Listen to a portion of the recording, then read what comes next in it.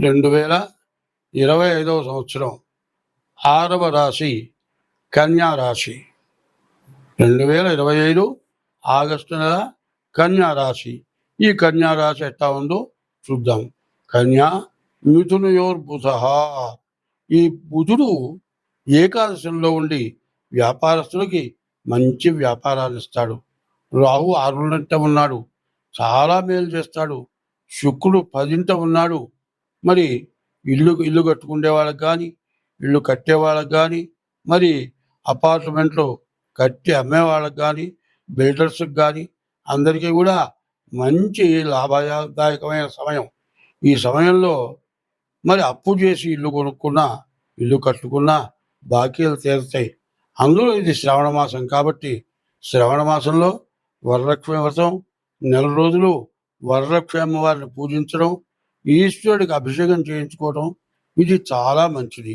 ఇదంతా బాగుంది, ఇంత చేశాం కదా అనుకొని ఊరుకోకూడదు. ఇంకోటి ఏమిటంటే పుట్టిన తారీఖు, నెల, సంవత్సరం దాని ద్వారా మీ జాతకం చూపించుకుంటే చాలా మంచిది. అట్లా జాతకం చూపించుకొని వారికి ఏమైనా దోషాలుంటే దోషాలు పోవటానికి మరి నివృత్తి చేసుకుంటే ఎంతైనా మంచిది. అది కూడా కాక వివాహం చేసుకునే వాళ్ళకి రాహుకేతుల మధ్యలో గ్రహాలు బలపడడం చేత కాలసర్ప దోషం ఉంది. ఎవరైనా సరే తొందరపడి వివాహాలు నిర్ణయం తీసుకోకూడదు. జాతకాలు కలిసినాయా లేవో చూడాలి.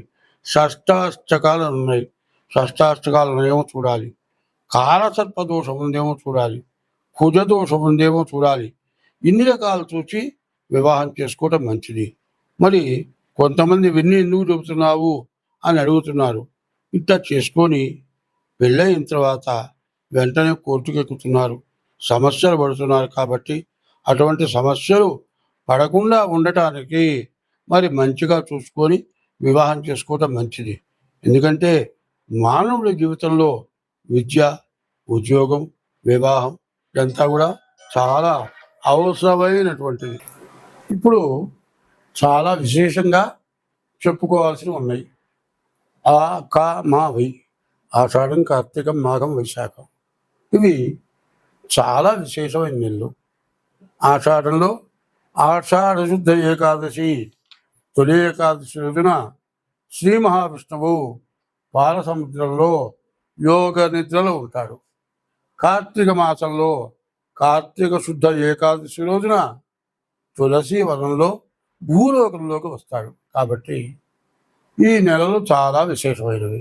ఏమిటంటే ఆషాఢ మాసం, మరి తొలి ఏకాదశి, మరి చిట్లు జిగిచ్చి బాగా మొక్కలు మొలిచే టైము, తర్వాత శ్రావణ మాసం వరలక్ష్మి వ్రతం, ఈశ్వరుడు అభిషేకం చేసుకునే రోజులు, మరి భాద్రపద మాసం వచ్చేవాళ్ళ దేవతల కంటే విశేషమైన వాళ్ళు పితృదేవతలు.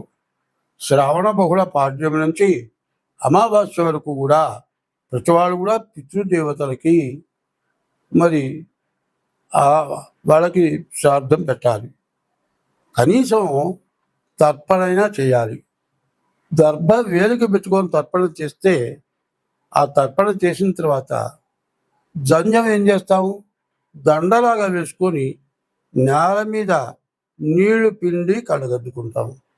ఆ నీళ్లు పిండేటప్పుడు ఒక మాట చెప్తాం, ఏకేచ అస్మత్కులే జాతా అపుత్రా గోత్రిణో మృత తే గృహంతో మయా దత్తం సూత్ర నిష్పీడకం. ఈ సమయంలో పితృదేవతలకు తర్పణ చేశాము.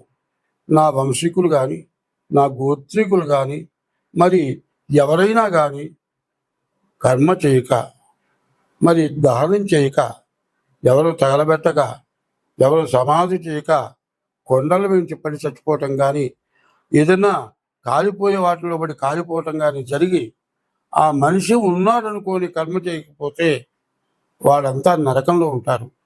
వాళ్ళందరికీ కూడా ఈ ధన్యంతో పిండిన నీళ్ల వల్ల వాళ్ళకి ఉత్తమ గతులు కలుగుగాక.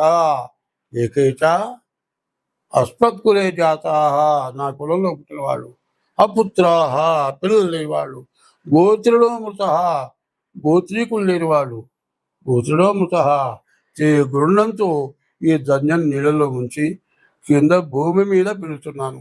వీడు నరకంలో ఉంటే మోక్షానికి పోవాలి అని చేస్తున్నాం. దేవతా పూజల కంటే పితృదేవులకి తలకి భాద్రపద మాసంలో బహుళ పక్షంలో కనీసం తిలోదకాలైనా ఇవ్వటం మీరు పితృ రుణం తెచ్చుకున్నవాడు అవుతారు. శ్రావణ మాసమేమో అమ్మవారు ఈశ్వరుడు, భాద్రపద మాసం వచ్చేప్పటికల్లా పితృదేవతలు, ఆశ్వయుజంలో వచ్చేప్పటికల్లా పార్వతి అమ్మవారు. పాడ్యమి నుంచి మరి దశమ వరకు శరన్నవరాత్రులు, 10 రోజుల నవరాత్రులు, తర్వాత 10 రోజులు నవరాత్రులు. మరి కార్తీక మాసం వచ్చేప్పటికల్లా ఈశ్వరుడు పూజలు. కార్తీక మాసంలో కార్తీక శుద్ధ ద్వాదశి రోజున విష్ణుమూర్తి భూలోకంలో తులసి వనంలో సాక్షాత్కరిస్తాడు. ఆ రోజున దేవుడు ఎక్కడ ఉన్నాడో మనకు తెలియదు. దేవుడి దగ్గర మనం పోవాలంటే పోలేము. మంత్రంలో ఏం చెప్పారు? సహస్ర శీర్షం దేవము, 100 తరకాలు ఉన్నాయి. విశ్వాక్షం, భూమి ఆకాశం అంత కన్నుంది. ఆయన మనం చూడగలవా? చూడలేము. ఆయన సూక్ష్మ రూపంతో తులసి వనంలో ఉంటాడు. ఆ రోజున మరి ఆ తులసి వనంలో తులసి ధాత్రి అని చెప్పి అక్కడ ఆమె పూజ చేసి దీపారాధన చేస్తే ఆ దీపారాధన చూసిన మరి ఆ తులసి వనంలో పూజ చేసిన రవరవాది నరకాలు పోతాయిట. కాబట్టి కార్తీక మాసం. మరి మార్గశ మాసం విష్ణుమూర్తి పూజలు. మరి పుష్యమాసం కూడా విష్ణుమూర్తి పూజలు, మాఘమాసం కూడా విష్ణుమూర్తి పూజలు. ఇక్కడి నుంచి పూజలు చేసి మంచి సత్ఫలితాన్ని పొందటానికి చాలా మంచి అవకాశమైన రోజులు. దీన్ని బాగా గుర్తుపెట్టుకొని అందరూ పాటించి మనకుండేటువంటి బాధలు, మనకుండేటువంటి గ్రహాల వల్ల వచ్చే బాధలు, మరి పాపగ్రహాలు ఎక్కువగా ఉండటం చేత రకరకాలైన బాధలు వస్తున్నాయి. కాబట్టి వీటన్నిటినీ తప్పించుకోవాలంటే అందరూ నేను చెప్పినటువంటి దేవతా పూజలు చేయండి. దేశము, మనము అందరం బాగుంటాం. నోరు లేని జీవరాశులు ఉన్నాయి, అవి కూడా సుఖంగా బతకగలుగుతాయి. స్వస్తి.